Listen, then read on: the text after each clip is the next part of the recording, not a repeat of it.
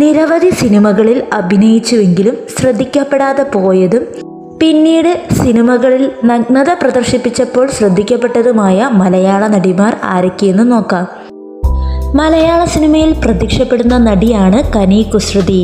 നിരവധി ചിത്രങ്ങളിൽ അഭിനയിച്ച കനി കുസൃതിയുടെ ശ്രദ്ധേയമായ വേഷ കോക്ടെയിൽ എന്ന ചിത്രത്തിലെ ലൈംഗിക തൊഴിലാളിയുടെയായിരുന്നു. 2020 കനി കുസൃതി നായികയായി എത്തിയ ബിരിയാണി എന്ന ചിത്രം വലിയ ചർച്ചയായി മാറിയിരുന്നു. ഇതിൽ കനി കുസൃതിയുടെ നഗ്നരംഗങ്ങളും ഏറെ വിവാദങ്ങളുണ്ടാക്കി.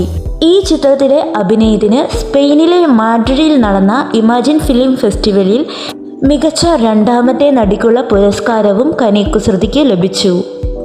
ഇന്ന് മലയാളത്തിലും മറ്റു ഭാഷകളിലും മുൻനിരയിൽ തിളങ്ങുന്ന നടിയാണ് അമല പോൾ. അമല പോളിൻ്റെ ഏറെ ശ്രദ്ധേയമായതും ചർച്ച ചെയ്യപ്പെട്ടതുമായ സിനിമയായിരുന്നു ആടൈ.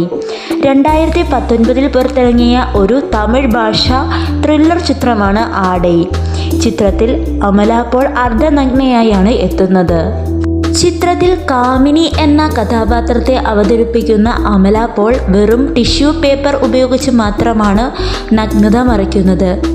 ചിത്രത്തിലെ അമലയുടെ കഥാപാത്രം ഏറെ ശ്രദ്ധിക്കപ്പെട്ടിരുന്നു. 1970 മുതൽ മുൻനിരയിൽ തിളങ്ങിയ നായികയാണ് സീമ.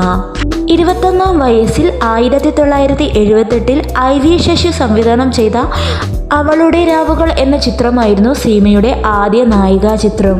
സീമയുടെ കരിയറിലെ തന്നെ ഏറ്റവും നല്ല ചിത്രങ്ങളിൽ ഒന്നായി ഇത് കണക്കാക്കപ്പെടുന്നു. മലയാളത്തിൽ ആദ്യമായി A ഗ്രേഡ് സർട്ടിഫിക്കറ്റിൽ ലഭിച്ച ചിത്രവുമാണ് അവളുടെ രാവുകൾ. അക്കാലത്ത് മറ്റ് മലയാള ചിത്രങ്ങളെ അപേക്ഷിച്ച് നഗ്നതാ പ്രദർശനം ഈ ചിത്രത്തിൽ കൂടുതലായിരുന്നു. ചിത്രത്തിൽ സീമ അർദ്ധനഗ്നയായി എത്തുന്നു, അതും വലിയ ചർച്ചയായിരുന്നു.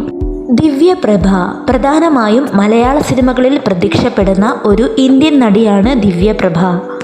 മലയാളം സീരിയലുകളിലൂടെയാണ് ദിവ്യപ്രഭ സിനിമയിലേക്ക് എത്തുന്നത്. മലയാള സിനിമയിൽ ശ്രദ്ധേയമായ വേഷങ്ങൾ ചെയ്തുവെങ്കിലും 2024 പുറത്തിറങ്ങിയ all we imagine as light എന്ന ചിത്രത്തിലൂടെയാണ് ദിവ്യപ്രഭ ഏറെ പ്രശസ്തിയിലേക്ക് ഉയരുന്നത്. ചിത്രത്തിലെ ദിവ്യപ്രഭയുടെ നഗ്നതാ പ്രദർശനവും ലൈംഗികതയുമെല്ലാം വലിയ ചർച്ചയായി സോഷ്യൽ മീഡിയയിൽ പ്രചരിക്കുന്നത്. പ്രധാനമായും മലയാള സിനിമകളിലും മറ്റു ഭാഷകളിലും അഭിനയിച്ച നടിയാണ് മീര വാസുദേവൻ. നിലവിൽ മലയാള സീരിയലുകളിലും മീര വാസുദേവൻ സജീവമാണ്. മീര വാസുദേവൻ ചർച്ച ചെയ്യപ്പെട്ട സിനിമയായിരുന്നു മോഹൻലാൽ നായകനായി എത്തിയ തന്മാത്ര എന്ന ചിത്രം. ചിത്രത്തിൻ്റെ അവസാന രംഗങ്ങളിൽ നഗ്നരംഗങ്ങൾ ചിത്രീകരിക്കേണ്ടതായി വന്നിട്ടുണ്ട്.